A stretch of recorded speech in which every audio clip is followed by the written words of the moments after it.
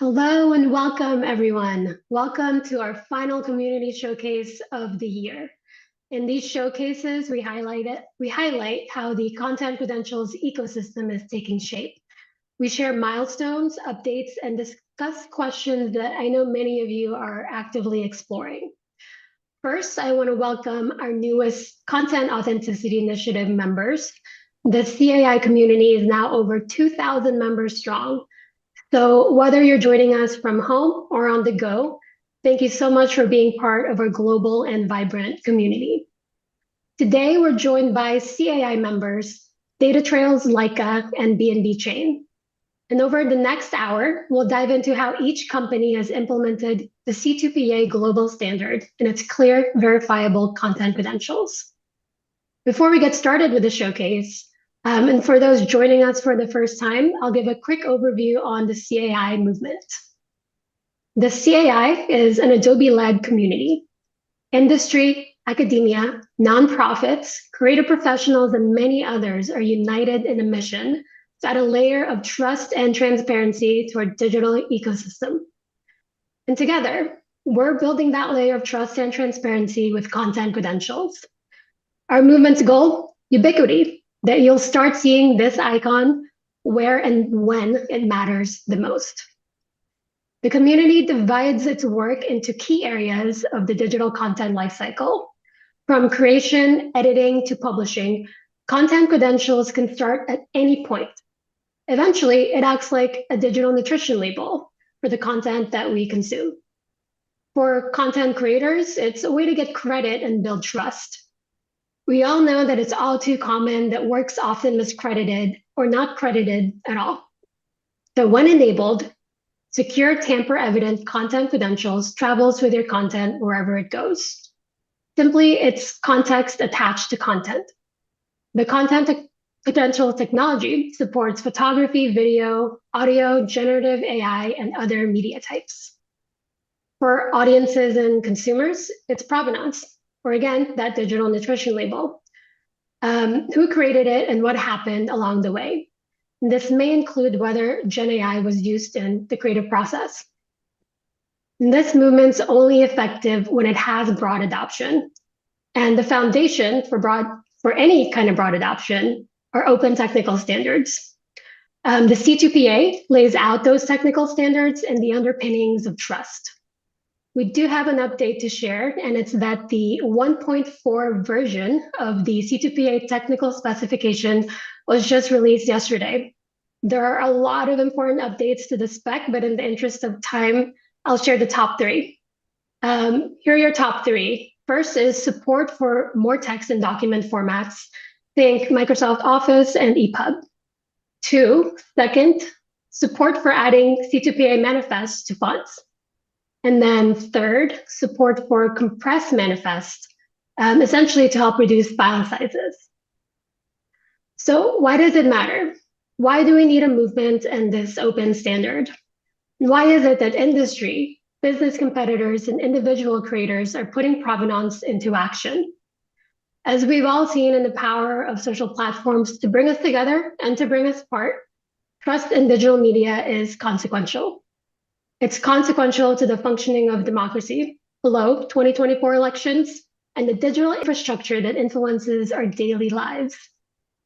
From the practical verification of the source of an image to the less visible web infrastructure that impacts society and economies of scale. We don't need watershed moments or breaking news events. Practical solutions and technology that bring trust to digital content exist today, as you'll see in this community showcase. So if you are a developer or company, please explore the CAI's open source tools, which power content credentials and support our cross-industry community. In it, you'll find a guide to get started with implementation. You'll also find the CAI team and community who are here to support. So this QR code is an invite to our Discord server where we discuss the standards. There are also channels dedicated for each open source tool and much more. So with that, let's take a look at how the movement's taking shape. Again, thank you for joining us. Please post your questions in the chat and we'll be sure to get to them during our panel Q&A. I'd like to introduce our first showcase presenter, John Dieter, the Chief Product and Technology Officer at DataTrails. DataTrails is among the earliest CAI members. Their platform attests the provenance of any file, think invoices, pictures, videos, or AI models. Anything that can be traced to its source and checked for authenticity in a single click or a single line of code. John has over 20 years of commercial crypto, hardware, and cybersecurity experience. He's led technology and product teams at the cutting edge of security innovation with industry leaders like Encipher, Thales, and ARM. He founded and edited successful industry standards in the areas of trust and authenticity. He served multiple terms in official leadership and technical positions. Lots more. He's currently co-chair of the IETF Supply Chain Integrity, Trust, and Transparency Group. John's based in Oxford, but today I'm envious to share he's joining us from Barcelona. So let's bring him up. Hey, John.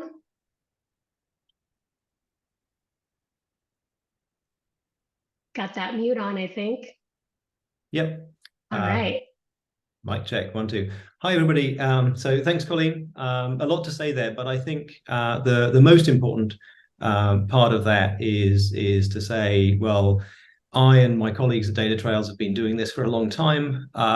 We have been doing it in a lot of different places. And the reason why we're in the Content Authenticity Initiative is because this is the place where we really see traction and real value in the world right now. This isn't about solving yesterday's problems or tomorrow's problems. We can actually solve today's problems with this community. So, as is already mentioned, interoperable standards, absolutely vital. CAI in media is one.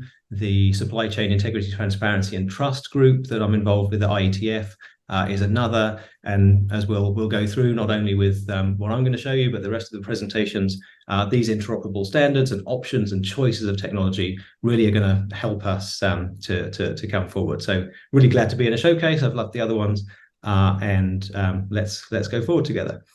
So what do we do? Simply put, we help businesses, creators, and others to create immutable audit trails for files, data, and so on to underpin trust in digital processes. And that probably sounds super generic, but actually our use cases are very broad, but also kind of specific. So basically anywhere where data moves around, is used for serious decision making, strong provenance really helps to streamline both kind of automating decisions right now, because you can trust the decisions you're making, but also really crucially verifying and justifying in the future, because you can sort of rely back on your records. And while things like industrial operations and software transparency, AI safety, carbon emissions, they may not appear to have so much in common, actually at a basic level, they all care about authenticity and transparency with concerns like backdating, shredding, non-repudiation, and things like that as concerns working with digital files, documents, and data. So why is that? We're 30 years on now from SSL v2 being released, and we're still struggling with trust online. And I think this whole community is here because we understand the challenge of not just securing pipes, but also delving into the details of the content that we're receiving. And whereas in earlier times we got used to kind of building these little fortresses around ourselves with encryption and things like that, they're not quite enough to meet the modern challenge. That's because time starts to erode trust even more. Things happen, keys get lost, mistakes are made, sometimes businesses are sold in a way that you don't like. And that really means that your security assumptions hold up less and less over time, and you can't go back to justify or verify those decisions you made. Trust erodes with distance, because it's kind of easy to live with manual processes or existing solutions when you're dealing day to day with people that you trust or people that you know directly. But if you try looking 2 or 3 levels deep into your suppliers down that digital supply chain, it gets super hard. And similarly, the kind of complexity associated with all of that adds even more problems. And it's kind of easy to talk about things like attacks and cyber criminals and things like that, but you don't even need to go down that route to see why we need a sort of new approach based on provenance and authenticity, because not everybody has aligned incentives. You can be acting completely honestly, but not necessarily in a way that benefits 2 or 3 people away, who will have a different risk profile or different business incentives. And so if you can't check the context that data or whatever was made for, it's really difficult to check its fitness for use and whether it's safe to consume in your business. So, that's a lot of doom and gloom, and I don't like to be negative. So how do we get back to the positives of this? Well, with a great community like this, with aligned incentives, we can fight back against those sort of unified threats of backdating, shredding, repudiation, and so on, by combining a small set of very powerful technologies together.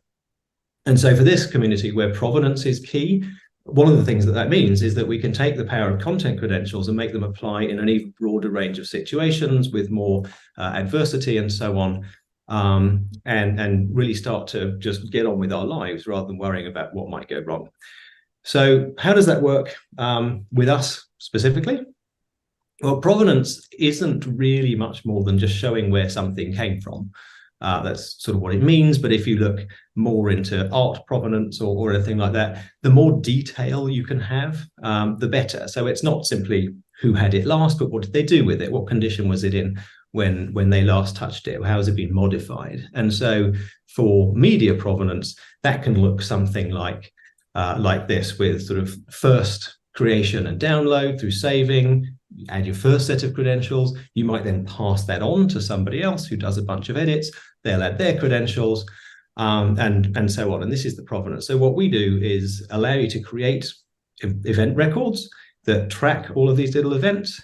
We then assemble them into a kind of coherent life history, provenance, if you like, for the asset, image, audio file, video, whatever you like.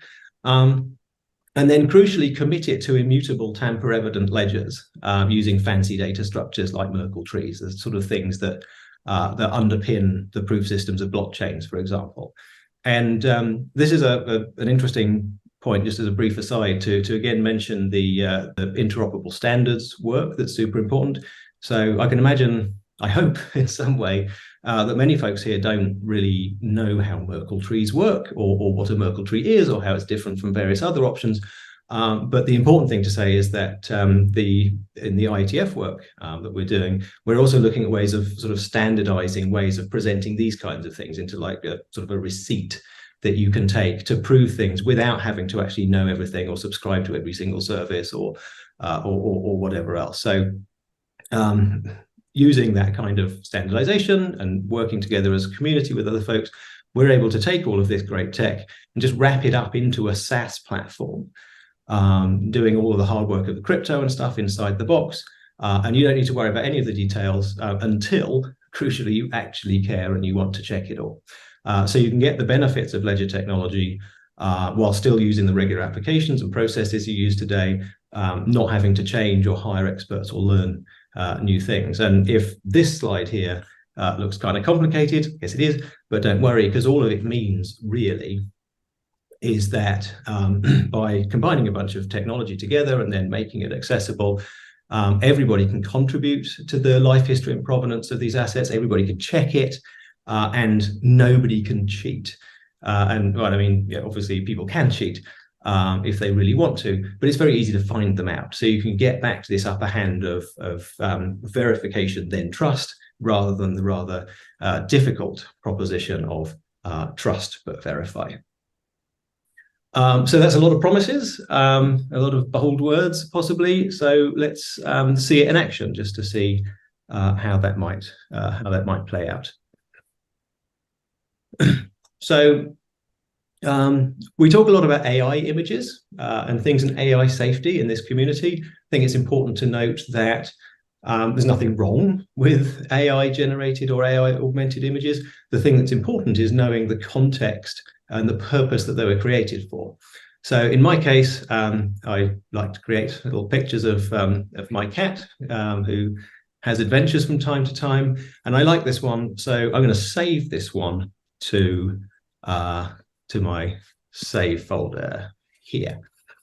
Now, as with all demos, you might wonder what I've done with smoke and mirrors or pre-preparing. The only thing I've had to do for this to pre-prepare is I've one time connected up my folder here where I save all my stuff to the DataTrails platform.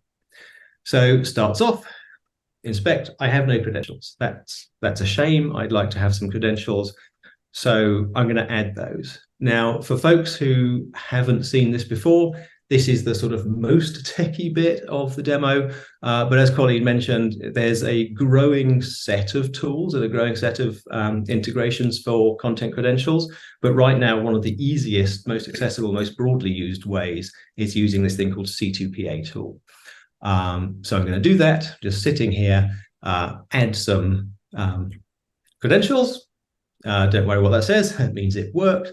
I can also then add some more credentials,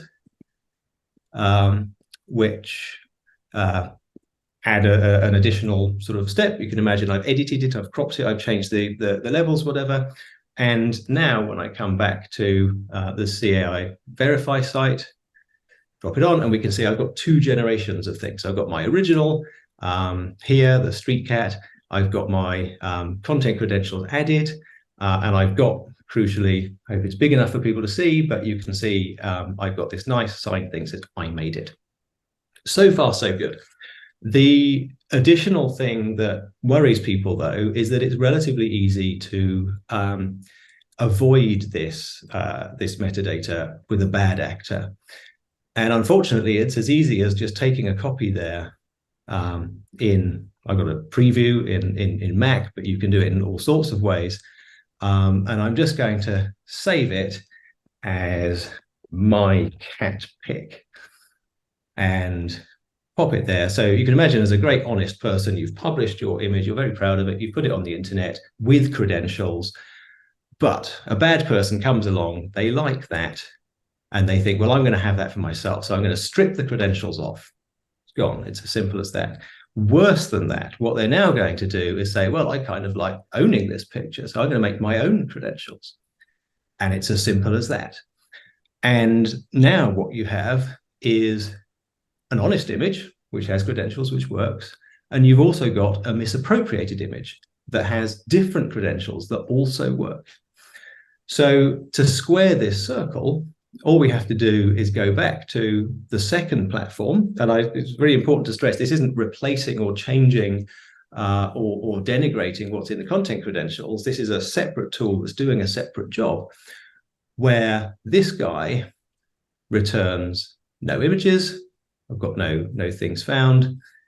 But if I take this authentic image and drop it on, I find it, I've got a list of things, and I've got in here cryptographic, independent, tamper-proof proof of when I made it, who I was, what I made it for, and what the context of this image is for, so that you can get a complete, if I show you a more complete example, you can get a complete history, not only of credentials, not only of edits, but also of origin, also with enhanced ID verification, and also events such as publishing or things that aren't necessarily in the content credentials.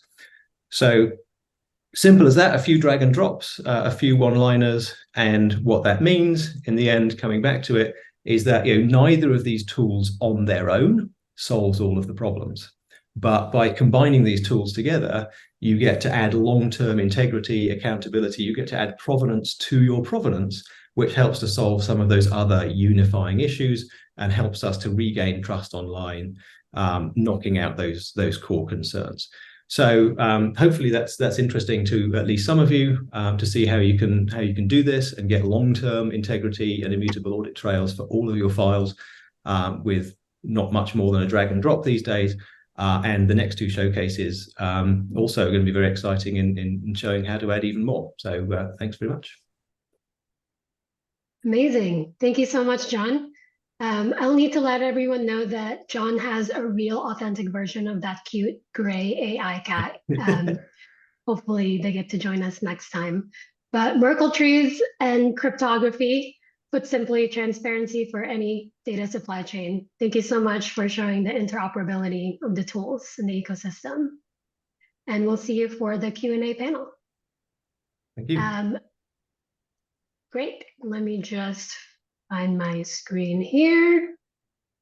I am very excited to share that BNB Chain has joined the CAI. And today I'm introducing Tomasz Vojevoda. Tomasz is a business development and sales executive who incubated multiple billion-dollar businesses at BNB Chain, Scroll, Chainlink Labs, Microsoft, and Accenture. He's an expert at building global teams accountable for sales, strategy, and partnerships. Tomasz has over 20 years of experience launching world-class go-to-market initiatives with a focus on blockchain, Web3, and cloud. Excuse me. BNB Chain is a community-driven ecosystem with multiple decentralized blockchains powered by BNB. It consists of BNB Beacon Chain, its staking and governance layer, and much, much more. And BNB Greenfield, its decentralized data storage network. With that, and so that I can stop coughing, let's go ahead and bring up Tomasz. Hey, good morning, everyone. Hi, Tomasz. I'll let you take the mic here. Yeah, absolutely. So I'm sharing the deck. So, Colleen, thank you so much for this. Tomasz Vojevoda, Head of Business Development at BNB Chain. Colleen touched on that. BNB Chain is time-proven, commercial-ready, general-purpose public blockchain. And our infrastructure is basically built for the next billion users entering Web3. We think of BNB Chain as a set of development tools or a development stack for building Web3 applications. The three most important parts of BNB Chain are the BNB Smart Chain, OPBNB, which is our layer 2, and Greenfield, BNB Greenfield, that we will spend time on today. So let's jump into that. What is Greenfield? The way I like to think of Greenfield is just like, many of you have heard of Ethereum and the concept of smart contracts. So with Greenfield, we are basically introducing smart data. And I think the examples that I will go through here will show you what I mean by that. But at a high level, Greenfield is a decentralized storage blockchain, smart data chain built to power the data economy, and perhaps give us tools to manage generative AI and help with the problems that we are working on here. Why is BNB Chain here? Why are we joining CAI? We believe that we have tools, that we have technologies that can help. We believe that we can help combating AI-accelerated misinformation, deepfakes, for example. We believe that our blockchain can help with content attribution. And for today's example, we believe that our blockchain technology can help with creator monetization and fair compensation going to creators. But most importantly, we are here because we want to collaborate. We want to collaborate with the community here on exploring new use cases and new integration opportunities for our blockchain technology. We believe that we can add value and help, and we are looking for partners to collaborate with. So let's go into the example, right? How can BNB Greenfield integrate with content credentials? Today, content credentials embed content creator identity, track changes made to digital content, basically deliver on its goals of content provenance. But we find that that is not all that our users and our community needs, right? There are challenges around, as an example today, around monetization of that content. So here is an example of a creator that uses C2PA to protect the content, but needs to combine it or extend it with a monetization solution. So we will use an example of Jack, right? Imagine that Jack is a video producer, a content creator that takes multiple pieces of content and combines them into his own video. So let's look how Greenfield can help Jack monetize that relatively new piece of content. So Greenfield can extend content credentials with added transparency and trust by storing the content, the C2PA metadata, and royalty metadata on the blockchain. This enables scalable monetization models, real-time collaboration, and transparency that we believe only public blockchains can deliver. I know that's a lot of words, so let's jump into a little more detail as how we imagine that this could work. So Greenfield features a marketplace or a smart contract, a billing smart contract that we refer to as a marketplace, which is responsible for automating the monetization and royalty distribution process. So there are a couple examples here, right? Remember that Jack created a video that combined content from multiple creators, all protected by content credentials, right?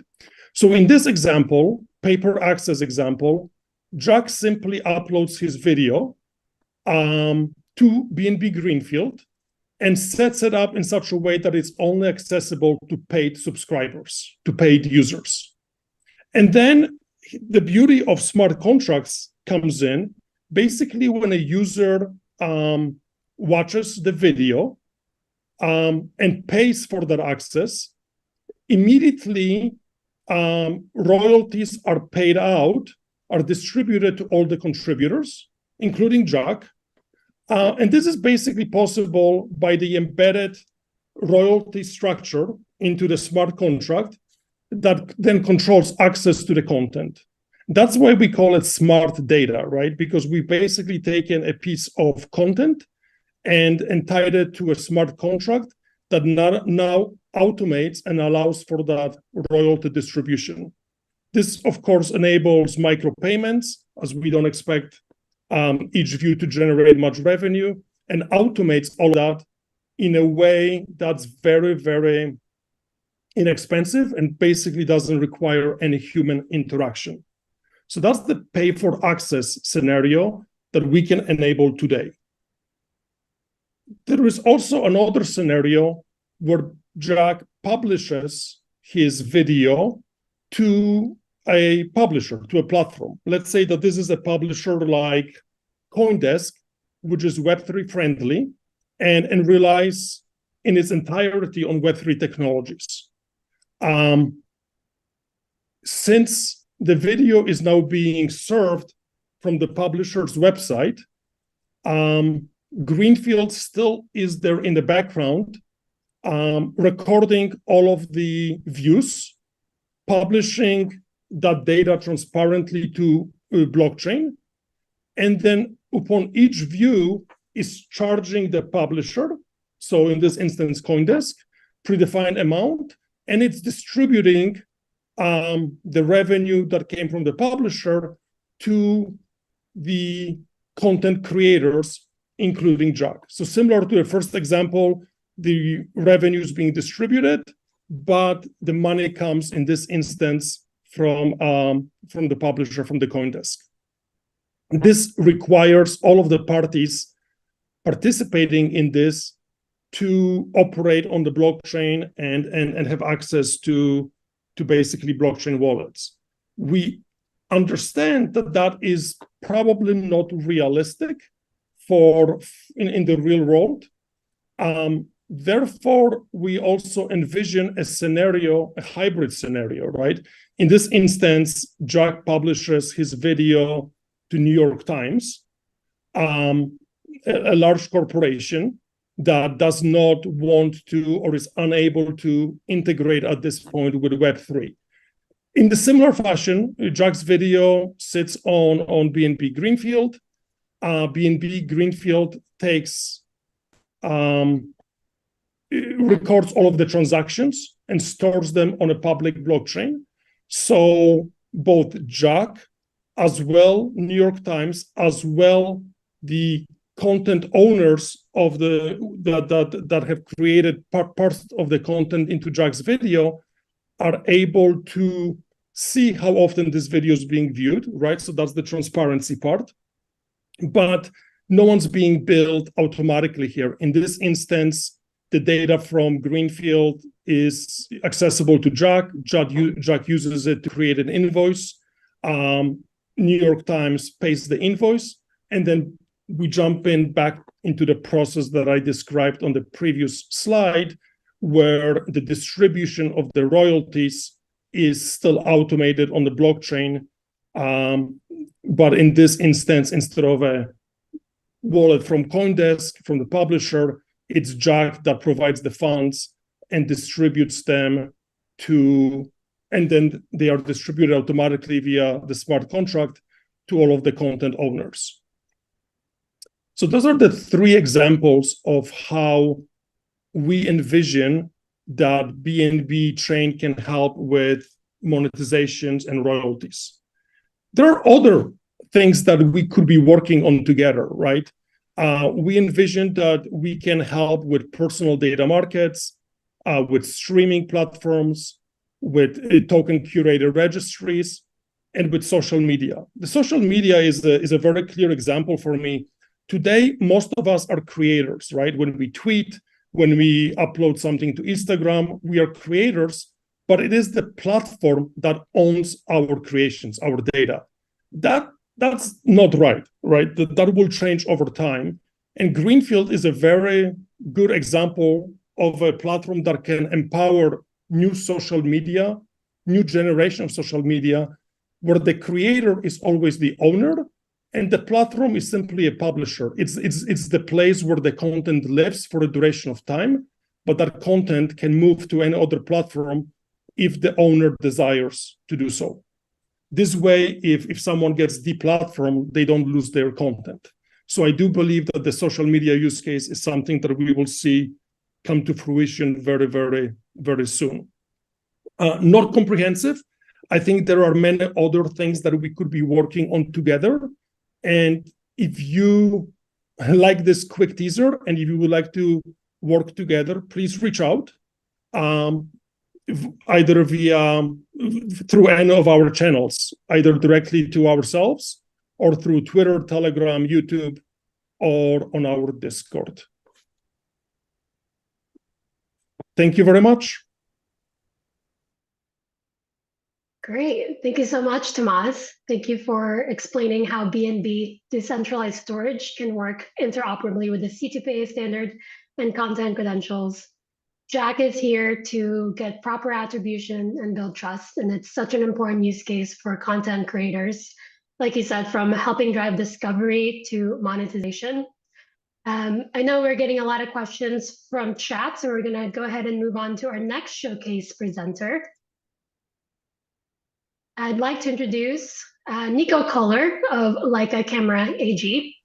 Leica is an iconic and premium manufacturer of cameras and sports optics. An integral part of Leica's culture is the diversity of activities the company undertakes for the advancement of photography.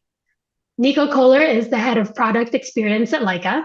He is dedicated to bringing innovative, user-centric, and unique product experiences to their offerings. Nico and his team are also behind cross-product user experiences, including the Leica Photos Companion app, developed under Nico's leadership. Leica Photos is an industry-leading example. It seamlessly integrates with Leica's products, and as you'll see today, content credentials as well. So let's bring him up. Hey, Nico. Hey, Colleen. Thank you so much for the kind introduction.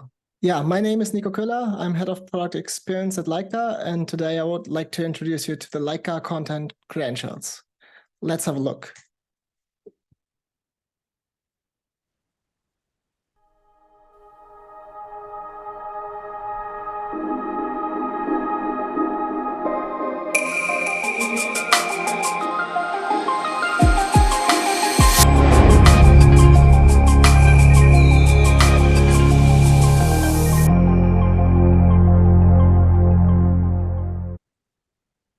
Yeah, we are pretty happy that on the 26th of October, we introduced the Leica M11P, which is the world's first camera with content credentials. For us, it's really important that content credentials will be captured when you actually create image. We heard it today that content credentials are really important from creation to edit to publication. So for us, it was really important to that people can trust our images, that we have provenance and authenticity. So let's have a look. When we look at content credentials, there's three major parts that are important. Colleen mentioned it already. For us, it's really important. We are building on the C2PA standard. And it's really important that we are part of the content authenticity initiative, because we want to have more players adopting the standard, that from creation to edit to publication, we can trust the content that we are producing. And the last part is the Leica content credentials, which is our solution to include provenance information in images that are captured with our products. And we make that by a specific hardware chipset to have a secure solution. But let me show you how that all happened. The CAI started in 2019 in November. It was actually just 2 days later when our team at Leica put two Post-it notes on the wall. One was called authenticity and second was CAI. It's really important for us that our brand goes back 100 years, where we started to be the brand, be the manufacturer for authentic photos. And we really wanted to bring that forward. And then it took about a year and a half for the C2PA standard to emerge. And from that, about a year later, in March 2022, Adobe approached us and asked, should we not integrate content credentials into Leica products? We had really good discussions and really close collaboration with the CAI team. And after 3 months, we actually started building a prototype. And we were actually able to showcase the M11 prototype at the Adobe Max conference in 2022. And then actually the content credentials evolved. We're really proud that the last Adobe Max conference, we have the content credentials, we have an icon for it. So that actually customers understand what is behind something. Colleen nicely called it nutrition label. I think that is really good to see what is actually origin, what is inside a specific asset, in our case, images. So for that, that's really important for us. And then just a year later, it took us about 12 months to get production ready. On the 26th of November, we introduced the M11P, which have content credentials, let's say, on board.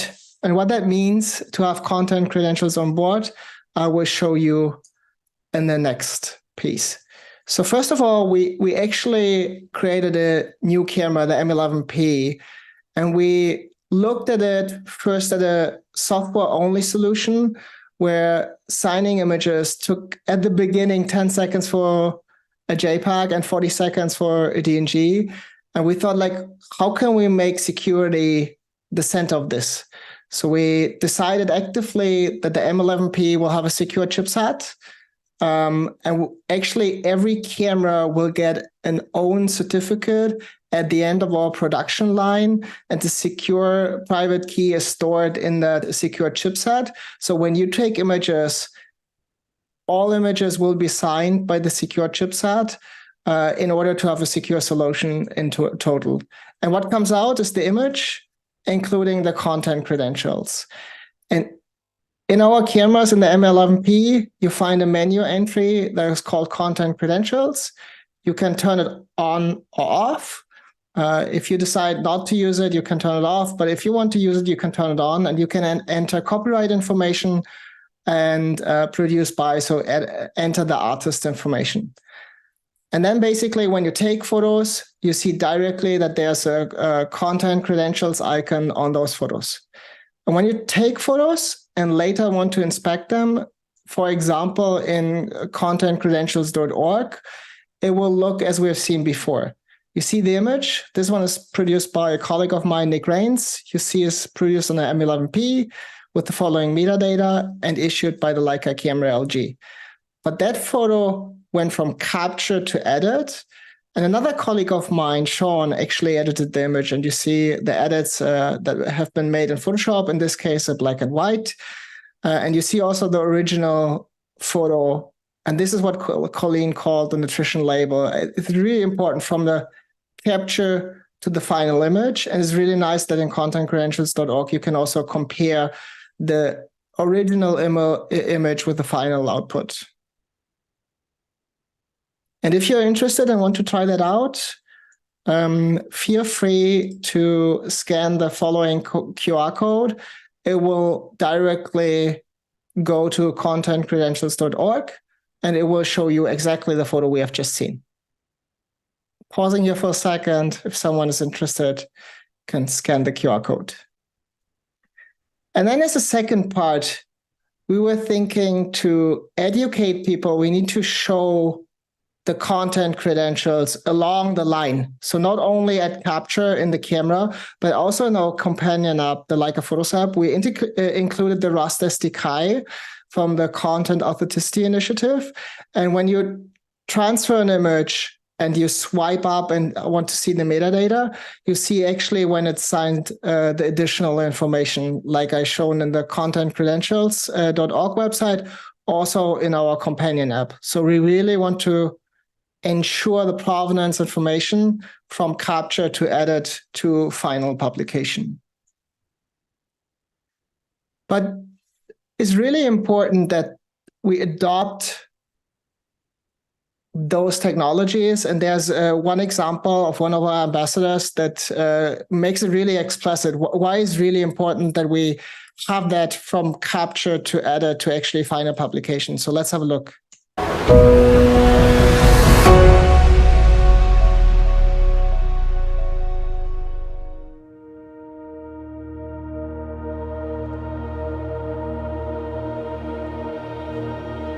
One of my favorite quotes in photography is by Henri Cartier-Bresson. He said that to take a great photograph, the photographer has to put their head, their eyes, and their heart in the same alignment.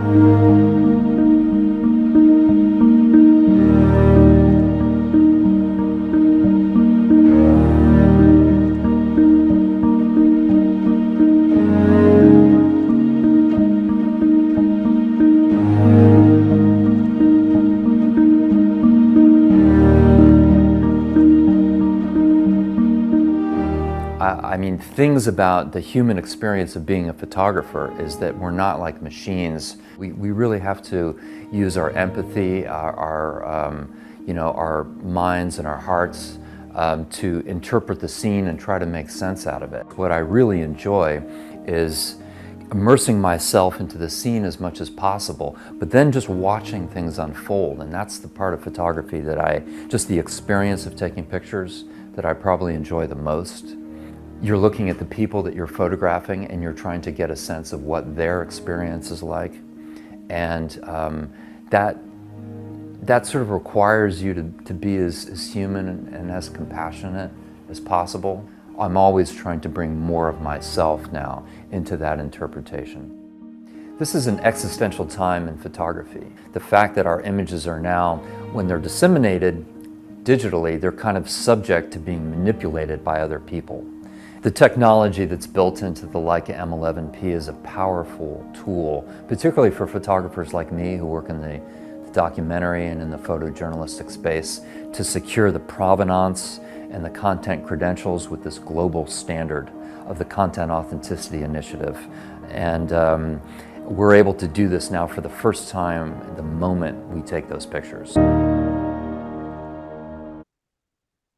Yeah, thank you so much. I think it described really importantly that is actually a journey we're taking from capture, edit to publication. And we want to have as many members following that movement so that really everyone can check the nutrition label and check what is actually behind any asset in the future. So for us, it's just in the DNA to be part of this. So thank you so much. And it only took 1,052 mails to make it happen. Thank you. Amazing. Thank you so much, Nico. I'll make that 1,053 after our showcase. to thank you again. You put it so nicely. Thanks so much, John, Tomas, and Nico, for being part of the CAI movement and for sharing your implementation. Now, I know we received a few questions from the audience, so we'll get to the Q&A part of our showcase. Thank you all again for joining us live and for sticking through all of our presentations and these various implementations. Let's start with a question for everyone. What challenges, if any, did you encounter in implementing? Maybe we could start with you, John, since you went first. Sure, thanks. Hard to pick one over any other. I mean, I think a thing that came through from some chat and other things is the question of why have different tools in the first place. Why do we have a ledger? We have two different kinds of signing set up, and then we've got the C2PA tool. And the answer to that really is that they're proving different things. One proves who you are, one proves who you did, and the other proves who witnessed that. That's the whole point of provenance and so on. So there are always a little bit of issues with making different crypto systems gel together and making sure you get those boundaries right. So there's a bit of a design sort of full trust question there. But I think on the flip side of that, the fact that we have a coherent place now to work together, to understand how the things work, to sort of have a separate place where your C2PA signing key is doing a very definite job and your ledger key is doing a very definite job, actually made it a lot easier than it has been in the past. So there's a way to go with the whole trust infrastructure. I think that speaks a little bit to some of the questions that are in the chat as well. But I've been doing this for 25 years now, and it's certainly easier than most of these things that we've done. So recommend the tool in the GitHub. If you're a developer bent, it's actually pretty easy to get on board. Thanks for that, John. Tomas, any challenges as you explore?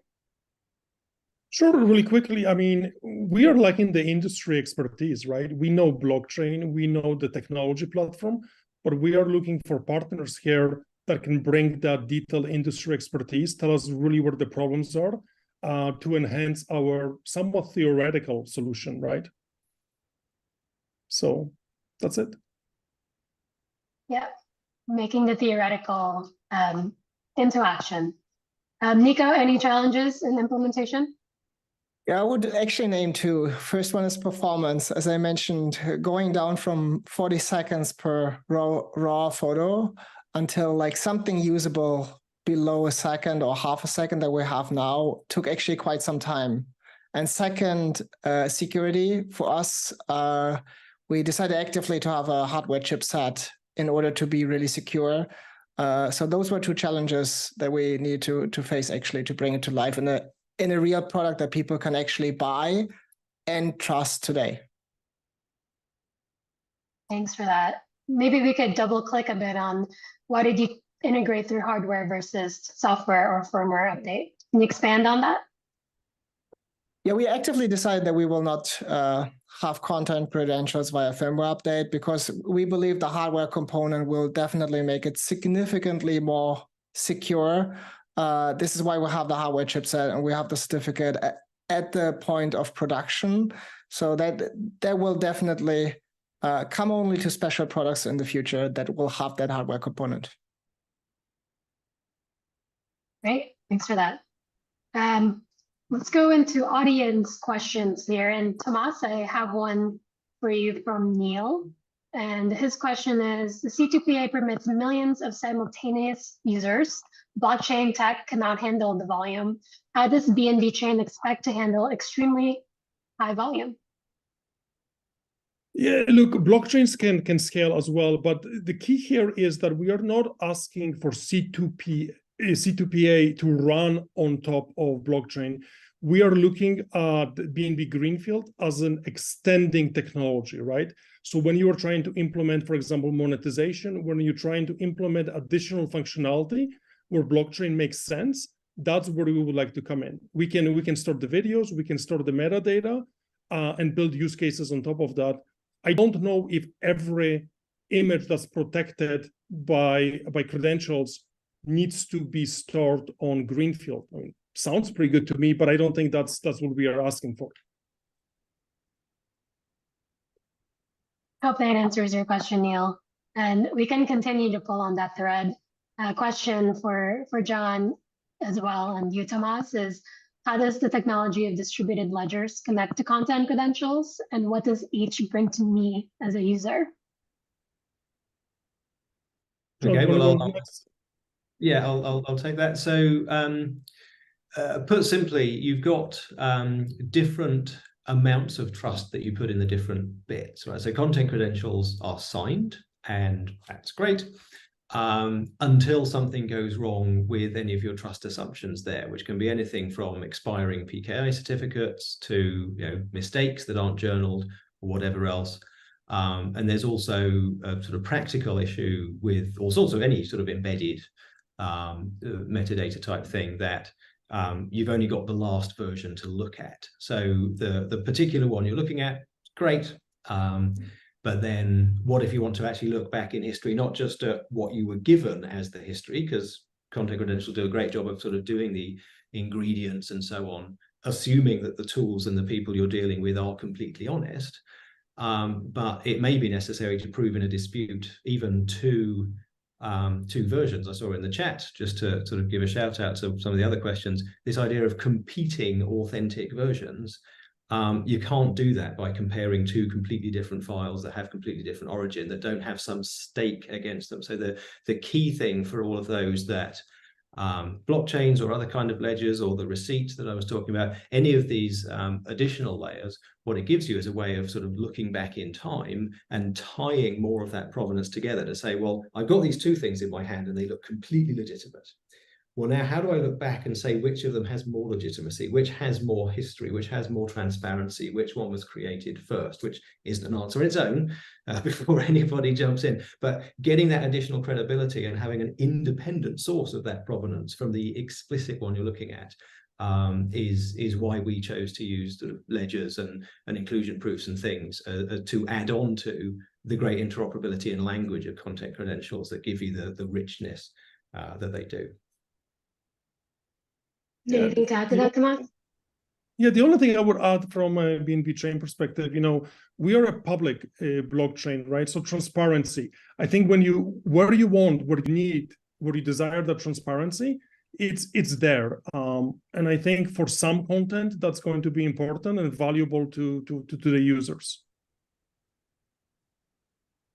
Thank you both for those. Nico, I do have a personal question for you, and I feel like most people are asking this as well. Is Leica making content credentials available in future cameras?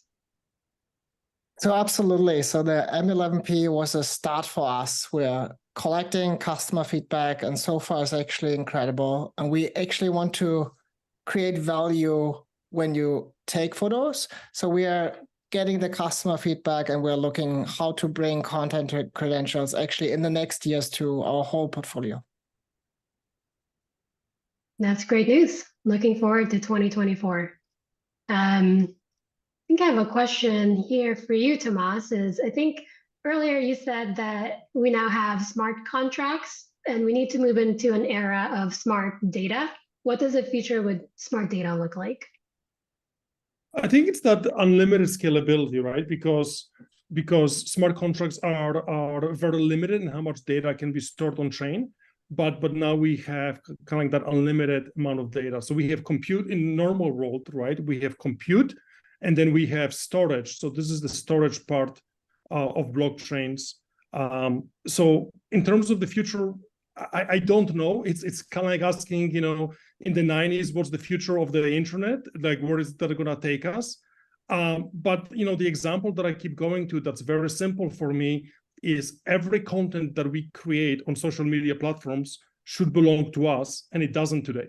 And I think that is something that we will see in the next few months being tested, and in the next few years becoming a standard where each of us owns our content. And that's what this unlimited storage, unlimited blockchain capability will deliver. Got it. I know we're wrapping up soon, so I want to get through a couple more questions. I think from all of you, how can developers, partners, content creators, and end users collaborate with DataTrails, BNB Chain, and Leica? starting with you, John. Okay, thanks again. So easy for us. So the open standards community, as we mentioned at the top, super important. None of this will work unless we kind of turn over the honest world to do honest business honestly, right? Transparency is actually about sort of also having reciprocal accountability, and the way that we make sure that things like ledgers or hardware credentials or content credentials work is to expect them. And also to be held against our bad decisions as well as our good ones. So that will only happen if we have standards. And as I say, the IETF is a great place to do that, and we're making great progress. And CAI and C2PA is a great place to do that for this community specifically. As for our platform, dead simple, it's a free sign up. It's got free API access. So if you rewind this video and hover over either of the QR codes or just go to datatrails.ai, you can find that. We've got the Discord channel, and yeah, we always welcome cool people doing cool stuff. So any of those three is a great place to collaborate and make the world a better place. Thanks for reminding everyone that a recording will be available shortly after the stream ends. So we'll make sure to put those markups for you. Tomas? Yeah, cool people doing cool stuff. To pick up on what John said, we live on the internet, right? So we are on Twitter, Discord, Telegram. You can find me on LinkedIn. And at BNB Chain, we have a number of resources. We are focused on developers, right? Think of us as the next generation of a cloud organization. So we have resources for developers. We have technical help. We have grants. We have marketing. The resources are there. Just reach out, and if you have a good idea, we'll help you bring it to life. Great. Yeah. Leica? Thank you so much for saying like make the world a better place. I think this is just the beginning. It will actually be a long journey trying to make the world a better place and attach like nutrition labels as part of the content credentials to every asset we are creating, so that everyone who's interested can actually look how is that asset being created and how did it travel on the internet. So I think we're at the beginning. Let's keep the journey moving forward. I think those were really great final words from you all. And since we're at time, I'm going to close it here. But any final words, anyone? Yeah, let's make the world a better place. Great final words. Thank you so much again, John, Tomas, and Nico. Thank you. Great. Thanks, everybody. All right, that concludes our Q&A panel. Again, thanks so much to our speakers and to the teams at DataTrails, BNB Chain, and Leica Camera. Before we wrap up, let me share my slides again. We need to do more of these. I'd like to do a community shout out. This shout out is to CAI member SmartFrame, which powers attribution and displays content credentials from content management to publishing. This is also for the soccer and rugby fans watching today. In June this year, SmartFrame became the photography partner of New Zealand Rugby and published the official photo library, including current and archival content. And just a few weeks ago, SmartFrame announced a partnership with Manchester City. They've since signed over 130,000 images with content credentials and automatically add content credentials to all new assets. These credentials are generated with the official certificates provided by the clubs. Shout out to SmartFrame for that. Okay, it's our final community showcase of the year after all, so I want to leave you with Merriam-Webster's 2023 Word of the Year, which they just announced yesterday. Can anyone guess it? And if you can guess it, please put it in the chat. See if I have my YouTube here. What's the 2023 Word of the Year? Okay, it's authentic. The word authentic saw a substantial increase in lookups this year.